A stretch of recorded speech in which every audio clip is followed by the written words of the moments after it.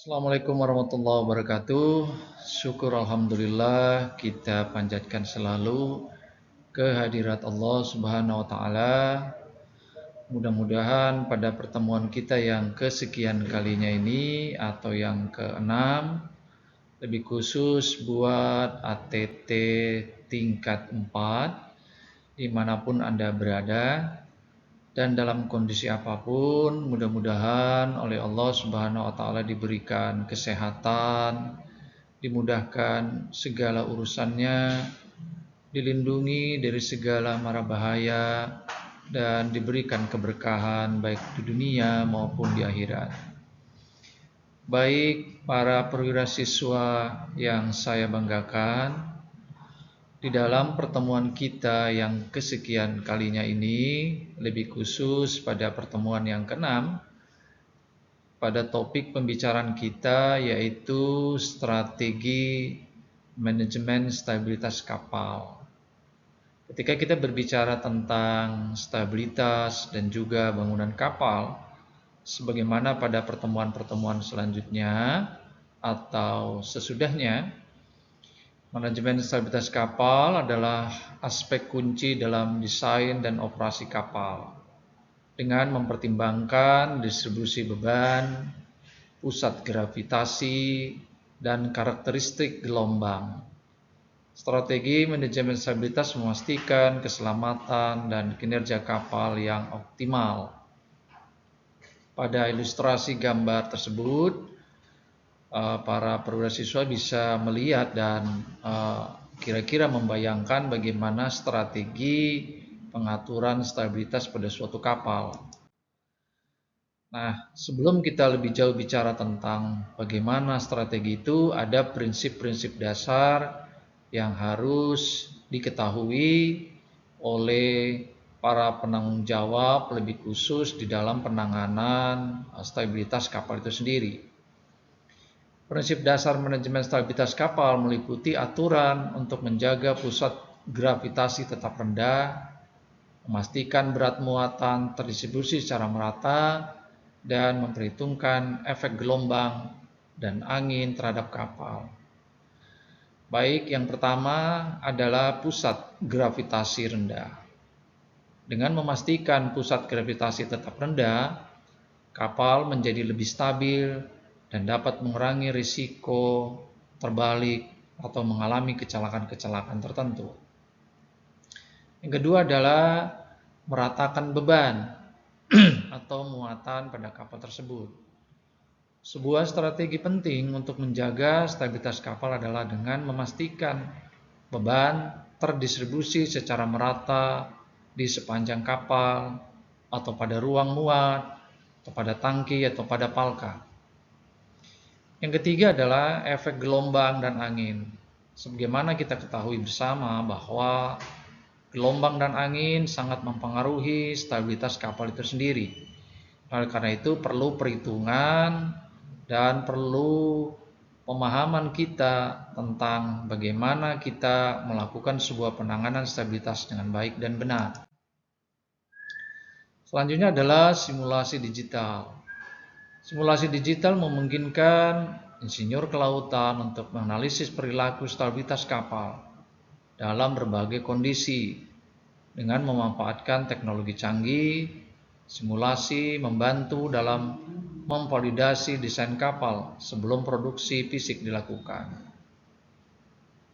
Ada yang pertama adalah analisis cepat. Simulasi digital memungkinkan analisis yang cepat dan akurat terhadap skenario stabilitas kapal yang berbeda-beda. Validasi desain, simulasi digital memungkinkan untuk secara efisien melakukan sebuah perencanaan atau desain kapal sebelum memasuki tahap produksi yang mahal. Penciptaan model 3D. Perangkat lunak simulasi memungkinkan penciptaan model 3D yang memvisualisasikan kondisi beban, pusat gravitasi, dan respon kapal secara realistis terhadap kondisi-kondisi eksternal maupun internal dari kapal itu sendiri di dalam hubungannya dengan stabilitas kapal. Pengaruh sistem stabilitas terhadap performa kapal. Sistem stabilitas yang baik tidak hanya memastikan keselamatan, tetapi juga berdampak pada performa kapal secara keseluruhan, mempertimbangkan efisiensi bahan bakar, manuverabilitas yang baik, dan keamanan awak itu sendiri. Maka perlulah dilakukan beberapa efisiensi stabilitas itu sendiri. Yang pertama adalah efisiensi bahan bakar. Stabilitas kapal yang baik dapat membantu mengoptimalkan konsumsi bahan bakar, memengaruhi efisiensi operasional kapal. Semakin sedikit pemakaian bahan bakar, maka semakin diuntungkanlah perusahaan-perusahaan itu sendiri. Manuverabilitas atau olah gerak pada suatu kapal. Kapal yang stabil dapat meningkatkan kemampuan manuver, berguna dalam navigasi dan operasi kapal pada kondisi cuaca buruk atau cuaca yang sulit. Ketiga adalah keamanan kapal. Sistem stabilitas yang baik memberikan perlindungan kepada awak kapal dengan mengurangi risiko terbalik dan insiden lainnya.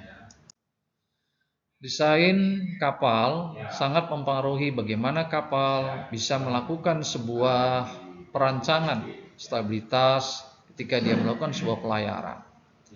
Untuk kapal dengan fungsi khusus seperti kapal penjelajah polar atau kapal riset, diperlukan perhatian khusus terhadap manajemen stabilitas.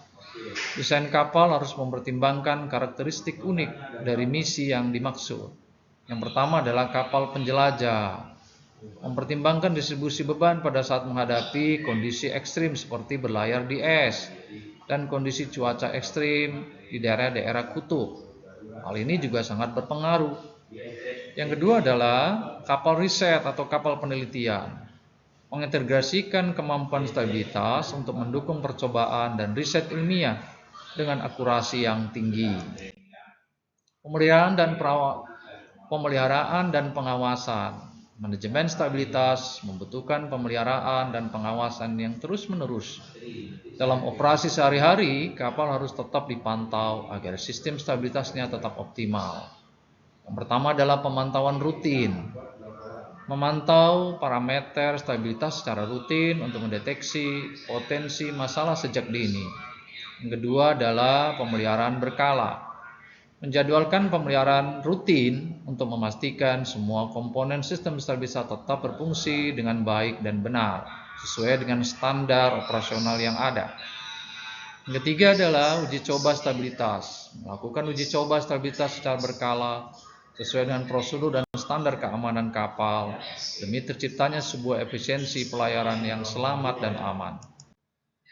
Peran insinyur kelautan di dalam merancang suatu kapal ini juga sangat berpengaruh. Insinyur kelautan memiliki peran penting dalam manajemen stabilitas kapal. Mereka bertanggung jawab untuk mendesain, menganalisis, dan memastikan integritas struktur kapal terhadap stabilitas. Pertama adalah desain stabilitas. Mendesain konfigurasi kapal yang memenuhi standar stabilitas internasional. Yang kedua, analisis stabilitas. Menggunakan perangkat lunak untuk menganalisa stabilitas kapal dalam kondisi yang berbeda-beda. Yang ketiga adalah pemantauan integritas, memastikan integritas struktur dan stabilitas kapal dijaga sepanjang masa operasionalnya. Selanjutnya adalah ketika kita berbicara tentang manajemen stabilitas, kita juga berbicara tentang peraturan dan standar.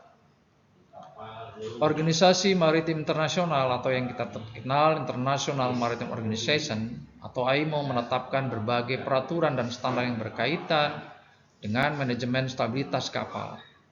Peraturan ini bertujuan untuk meningkatkan keselamatan dan kinerja kapal di perairan internasional.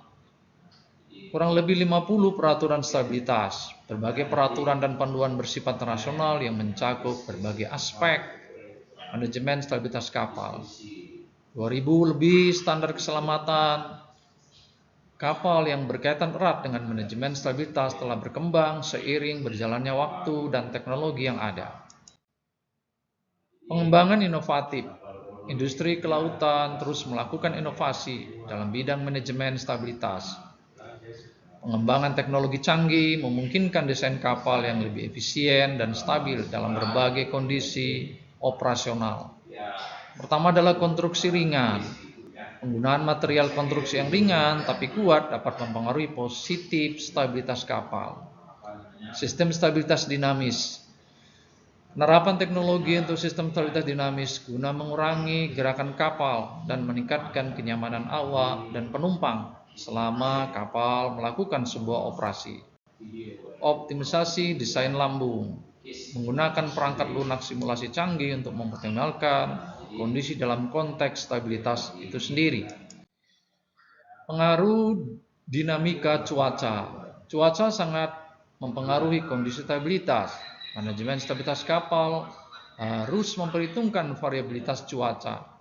Dalam kondisi cuaca ekstrim seperti badai, sistem stabilitas harus mampu menjaga kapal tetap stabil dan aman. Pertama adalah pengaruh angin. Studi mendalam terhadap berbagai arah dan kecepatan angin berpotensi mempengaruhi stabilitas kapal. Kedua, dinamika gelombang. Memahami perilaku laut, gelombang, dan implikasinya terhadap stabilitas kapal selama pelayaran di laut terbuka. Ketiga adalah prediksi cuaca. Menggunakan data cuaca real time dan sistem prediksi yang canggih, mengantisipasi kondisi cuaca yang mempengaruhi stabilitas kapal itu sendiri. Baik, tibalah kita pada kesimpulan di dalam pembelajaran kita yang kesekian kalinya ini. Yang pertama adalah manajemen strategi stabilitas kapal sangat penting untuk memastikan keamanan dan keseimbangan kapal di berbagai kondisi operasional. Dengan mengadopsi strategi yang tepat, kapal dapat menjaga stabilitas dalam situasi cuaca buruk atau saat mengangkut muatan yang berat.